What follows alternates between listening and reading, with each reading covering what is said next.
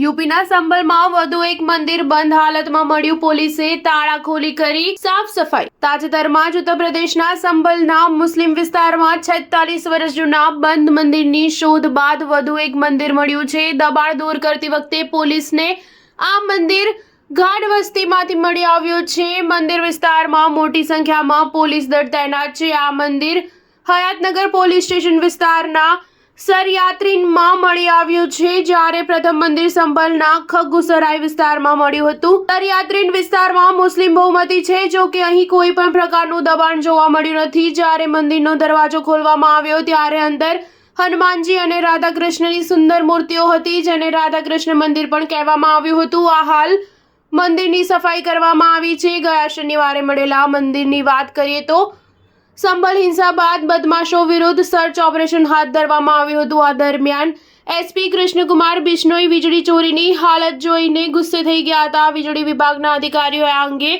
એસપીને કહ્યું હતું કે જ્યારે અમે ચેકિંગ કરવા જઈએ ત્યારે માથાભારે લોકો અમને ધમકી આપે છે. આ વાત સામે આવ્યા બાદ પોલીસ અને સામે મોટી કાર્યવાહી શરૂ કરી હતી. જે દરમિયાન શનિવારે સવારે પોલીસને દીપારાઈ વિસ્તારમાં ચેકિંગ દરમિયાન મંદિર મળી આવ્યું હતું, જે વર્ષ 1978નું હોવાનું કહેવાય છે. 46 વર્ષથી બંધ આ મંદિરની અંદર હનુમાનજી, શિવલિંગ અને નંદીની મૂર્તિઓ સ્થાપિત કરવામાં આવી હતી. સ્ટાર ન્યૂઝ 7 હંમેશા સચ્ચાઈની સાથે.